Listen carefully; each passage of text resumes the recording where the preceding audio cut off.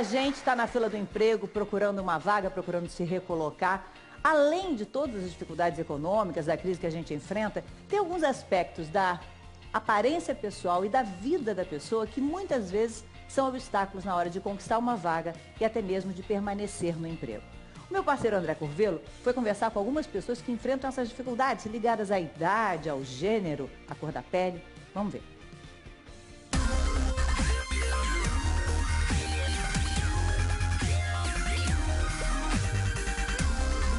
Qual deve ser o principal critério para se contratar um profissional para uma vaga de emprego? A competência, né? Claro. Mas você, já perdeu alguma oportunidade por outros critérios? Ou melhor dizendo, preconceitos? É aí que a ética no trabalho sai do tom. Você já sentiu algum preconceito em alguma entrevista de emprego ou mesmo durante o trabalho? Sim, já. No meu caso foi por causa da idade mesmo, né? Porque eles só querem saber de garotinhas. Na entrevista eu senti que eu fui meio que excluído assim, por eu ser negro e por eu ser gay. Ele fazia perguntas e nas minhas respostas ele meio que debochava, que respondia com deboche. Já fui pré-descartado só pelo fato de eu ter barba e tatuagem. E mandavam se eu quisesse ter uma chance, já ir sem a barba, por conta de que falavam que era uma coisa que deixava minha aparência suja. Já ouvi isso. Você tem a tatuagem no braço, é discreta e tal, mas já deu algum probleminha, um preconceito? Antigamente, né, quando eu fui fazer uma entrevista de emprego, tu vê que a pessoa fica olhando.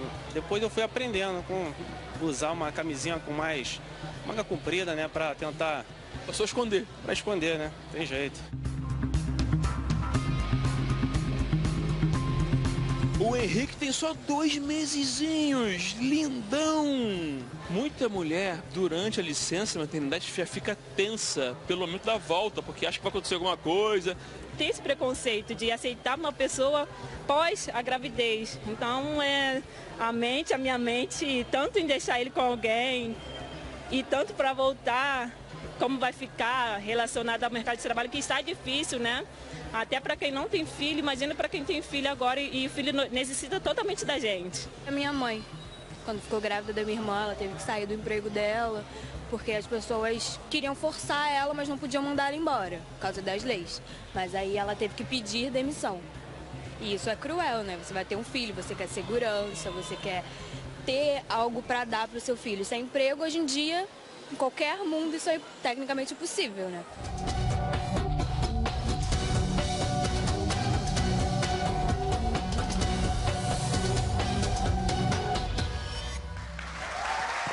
Bom, vou começar com você, Patrícia. Você é da área de recursos humanos. Eu queria que você dissesse pra gente se o mercado é realmente tão preconceituoso na hora da contratação.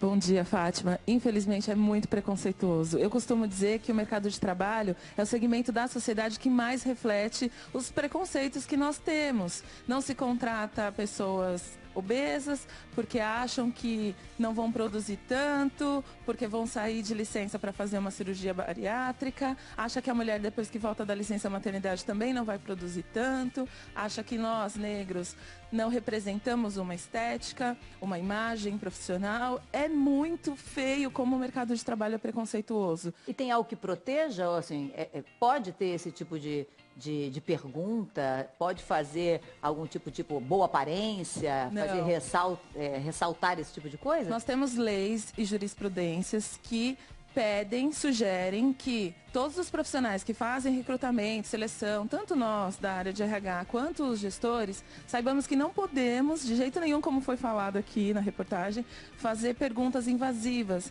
muito menos tirar sarro das respostas de quem está respondendo. Uhum. As perguntas pessoais podem ser feitas, mas de forma muito aberta, para que a pessoa se sinta à vontade para falar sobre si, sobre o que gosta de fazer. Porque uma entrevista de emprego, a gente fica nervoso, é um momento em que você está conhecendo a empresa e a empresa também está conhecendo você.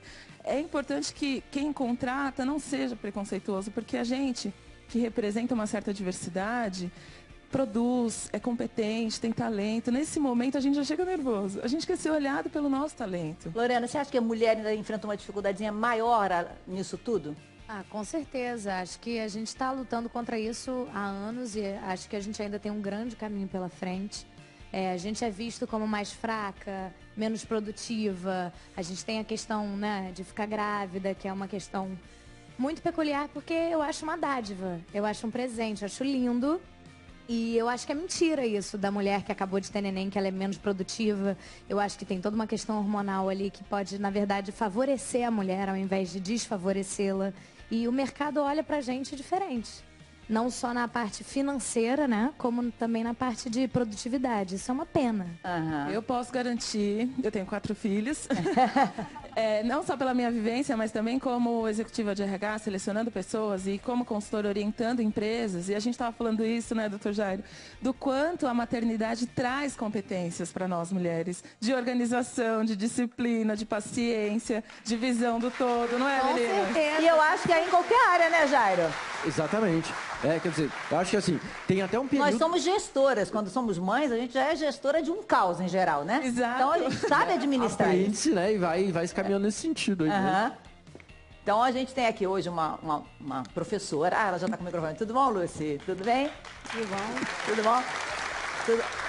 Ela se viu perdendo o emprego quanto tempo depois de você voltar da licença maternidade? Eu tive 4 meses e meio de licença e 7 meses e meio depois. Então, 3 meses depois eu fui demitida. E você sentiu que tinha relação com a maternidade? Com certeza. Quando eu fui chamada para conversa, né, missional, o diretor da escola falou: você está sendo demitida porque você não conseguiu cumprir o que você deveria, né? Que no caso foram as provas, que eu deveria ter corrigido as provas bimestrais, enquanto eu estava entrando de licença e não consegui, porque, né, estava recém tido filho, e ele falou: você não deu conta de corrigir as provas, por isso você está sendo demitida. Então, quer dizer, não há nenhuma benevolência, né, com o fato da mulher ter voltado ou ter tido bebê durante o período de... Alguém corrigiu essas provas, certamente, né? Sim, porque eu... 10 dias antes, eu entrei de licença médica porque já estava pesada, não estava mais conseguindo ficar na escola. E eu levei as provas para casa achando que fosse dar conta, mas não consegui. Então, eles me pressionavam, mesmo depois que eu tive filho, eles me ligavam, perguntando: você não corrigiu, vai corrigir? E eu, nervosa, né? Meu filho nasceu trocando dia pela noite, amamentando, muita cólica, ele teve muita cólica desde o início. Então, eu, nervosa, não conseguia, e teve um momento que eu falei pro meu marido na época: por favor, atende o telefone e diz que eu não vou conseguir corrigir, porque estão me pressionando demais. E assim, eu chorava, né? Porque ao mesmo tempo que eu sei que eu estava falhando, entre aspas, né? Eu estava de licença, eu tinha que me dedicar ao meu filho, né? Fátima, que me demandava muito. Isso que ela está falando é super importante, porque assim, a ideia da licença maternidade é justamente dar esse tempo, né? Para a criança e para a mãe poderem se adaptar a essa fase inicial, esses meses iniciais, né? Tem mesmo uma sobrecarga, de alguma forma, assim, a mãe tem que dar muito mais atenção para o filho, tá dedicada, quer dizer, trabalhar nesse momento não está indicado exatamente por isso que ela está de licença, tá muito claro. Agora, não é o caso só dela, não. Olha, tem uma pesquisa da Fundação Getúlio Vargas que revelou que é um dado bem preocupante. Metade das mulheres ouvidas perdeu o emprego até 2 anos depois da licença maternidade, né? Então, se a gente já tem uma licença de 4 meses, né? E ela voltando, então, em 1 ano e pouco ela perde o emprego. Foram 247 mil mulheres ouvidas na faixa entre 25 e 35 anos. E esse dado chama a atenção exatamente para esse problema e que atinge várias mulheres. Não é o caso só da Elis que está aqui com a gente, é o caso de muita gente, né? Agora, uma coisa que me chamou a atenção foi a crueldade, porque a pessoa vira e diz: olha, você não conseguiu atingir... Inclusive, ele nem foi sincero em dizer: olha, estou demitindo. Não, ele criou um subterfúgio para poder fazer o que para mim é um absurdo, né? Mas isso para mim, Fátima, é um erro de gestão. Quando você está se preparando para tirar uma licença, para sair do trabalho, a empresa tem que, como gestora das suas atividades, colocar uma pessoa para quem você possa passar as atividades, para que ela possa exercer, porque realmente quando você sai do ambiente de trabalho, ou você tira férias, ou você está de licença médica, ou licença maternidade, você tem que se dedicar àquele problema, àquela situação que você está, no caso da maternidade, que é uma coisa incrível, maravilhosa. Não dá para ficar pensando entre a atividade que você não exerceu e o que você tem que exercer e o filho que chegou. Essa era uma pergunta que a gente tinha posto, que você está grávida ou pretende engravidar, que não se deve fazer na hora, né? É uma pergunta muito invasiva, é um absurdo, horrível, né? Mas que é muito comum feita durante a seleção ou até depois que a pessoa está trabalhando e quer mudar de área, mudar de carreira ou para ser promovida. Não pode, é invasivo. Essa pergunta não pode. Não Projota, pode, Fátima. por exemplo, se a pessoa diz que é da periferia, tem alguma diferença? Quase não, né, Patrícia? Que? É visível. Besteira. Tem gente que besteira, esconde isso? É muito... O preconceito... Eu tava pensando o seguinte, eu acho que o que falta pra gente é uma sociedade mais humanizada, né? Tudo visa-se somente o lucro sempre. Somente o lucro, o crescimento da empresa. Eu acho que cabe a nós, como a nossa amiga falou ali, e as pessoas têm que estar de olho nisso e perceber que essa não é uma escola boa para os filhos deles também. Esse filho que não teve a nota corrigida, a mãe não devia estar reclamando que a professora que estava grávida e teve filho não corrigiu. Ela tinha que reclamar com a escola que estava exigindo tanto dessa mulher, sabe? Não, e como se... É muito absurdo isso, porque é como se ela corrigisse todas as provas, tornasse uma professora melhor, que não vai acontecer. E ela ser mãe, ela é uma professora. Isso com certeza vai torná-la uma professora melhor. Então, vai agregar, né? Vai totalmente agregar. Então. Não, sem contar que a janela do preconceito, quando ela se abre numa situação como essa, vem para outros preconceitos também. Aí você tem a questão racial, que é uma coisa que pesa bastante. É horrível quando você está em entrevista de emprego e a pessoa fala, olha, você é legal, mas tu corta esse cabelo, né? Tem como dar uma cortada porque tá estranho. A questão das tatuagens que o pessoal citou ali. Então você vai vendo que falta uma conexão humana, que isso que o Projota fala, e essa falta de conexão depois vai perpetuando em outras coisas, né? Eu acho o seguinte, a gente fala sempre sobre o preconceito, a gente sempre fala muito sobre o preconceito aqui, eu acho isso muito bacana. E esse caso, eu acho que é um momento onde a gente tem a maior clareza sobre como a nossa sociedade é preconceituosa. Porque aí você vê todos os casos aí, você vê que quem tá bem? O homem branco, heterossexual, com um porte físico magro, com uma condição social melhor e uma boa aparência, sabe?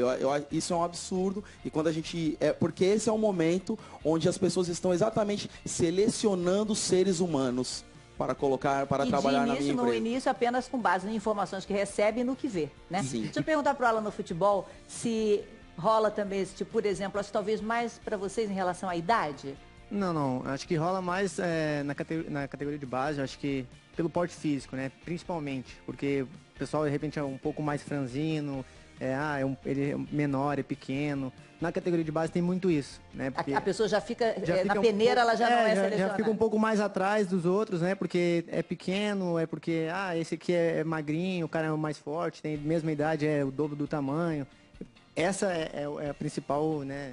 Que dificulta. Dificulta, né? Gente, eu acho gente pequena maravilhosa. O Fátima, e tudo isso mostrando assim, aparência, cor, essas coisas não tem nada a ver com competência, com produtividade, com capacidade, sabe? Eu acho que... é um pré-julgamento o tempo inteiro. Exatamente. Eu gosto sempre de falar dos bons exemplos. O Neymar foi uma representatividade totalmente oposta desse preconceito que se tem no futebol. Eu trabalho com empresas, eu presto consultoria para empresas que valorizam a diversidade e justamente contratam pessoas que representam essa diversidade. Tem um caso de uma jovem de 16 anos, da periferia, que foi trabalhar como aprendiz numa multinacional, com 2 meses descobriu que estava grávida, permaneceu no programa, voltou na licença, foi efetivada e está trabalhando até hoje. Porque a empresa valorizou o talento.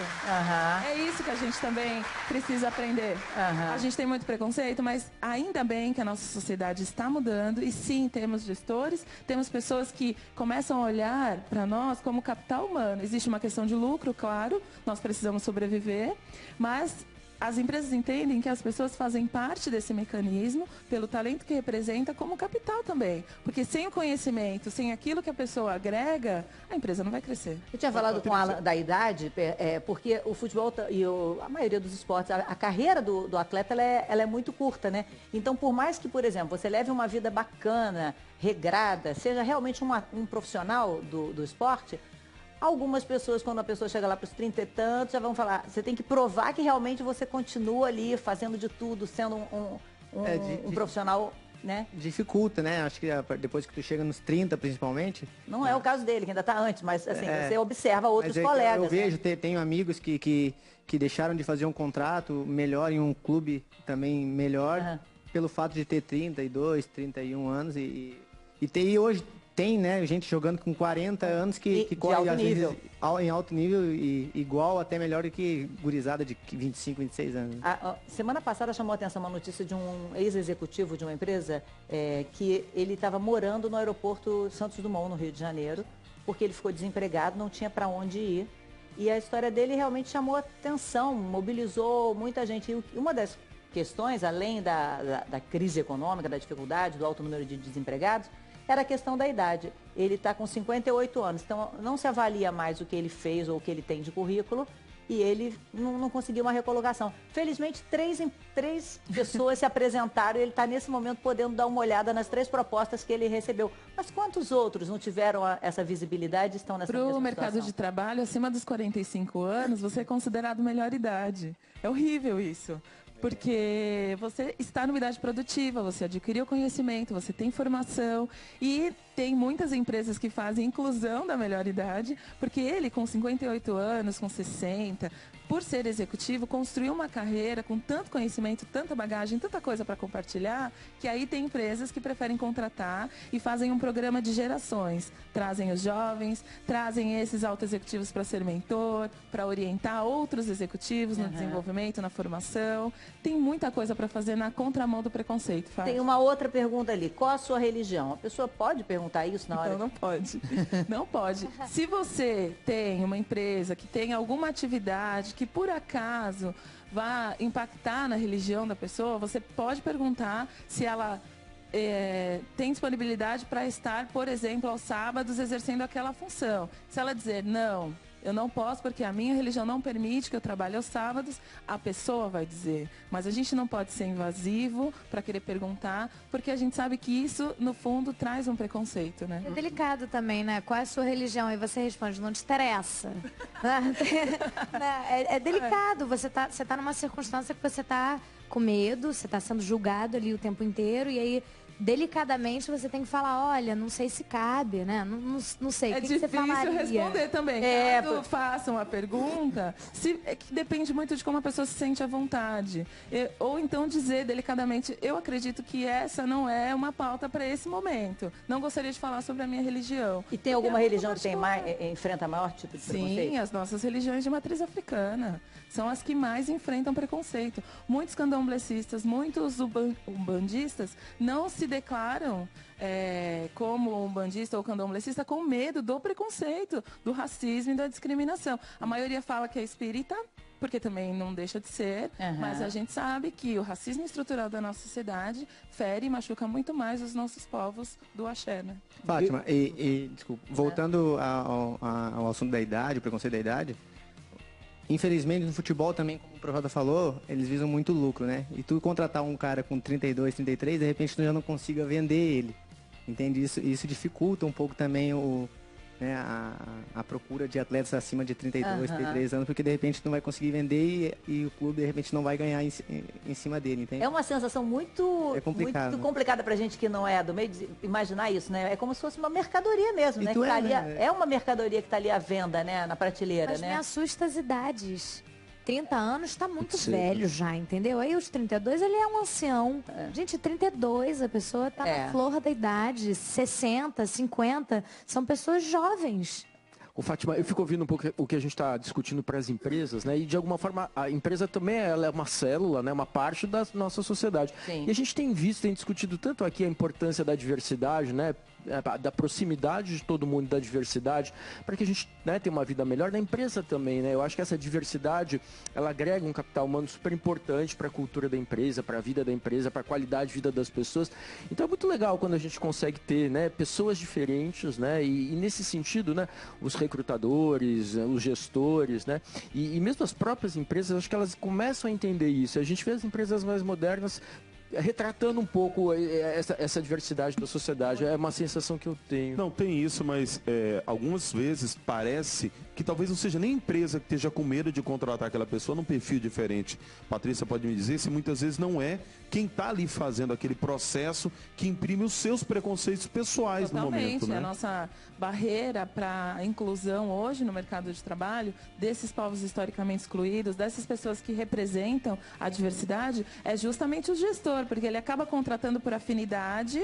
Ele acha que se tiver pessoas que se parecem com ele vai ter mais sucesso na seleção. Só que isso, hoje, com a gama que a gente tem de profissionais desempregados, com a variedade da nossa sociedade, a característica mesmo de quem somos, é totalmente contrário. Quanto mais diversidade você tem, pesquisas comprovam isso, mais produtividade, menos conflito, mais valor agregado você tem e mais você atinge o seu cliente, porque o cliente é diverso. Aí a gente pode fazer um paralelo com o time de futebol realmente, né? Se a gente tiver variedade, até no aspecto físico que você falou, né? Os laterais, como você que tem que correr mais com um tipo de velocidade, os zagueiros com outro tipo de tamanho para defender. Você tem que ter diversidade, tem que ter o habilidoso, tem que ter o cara que fecha a zaga, tem que ter de tudo. Os torcedores são um diversos, pouquinho. né? Isso é numa empresa também, né?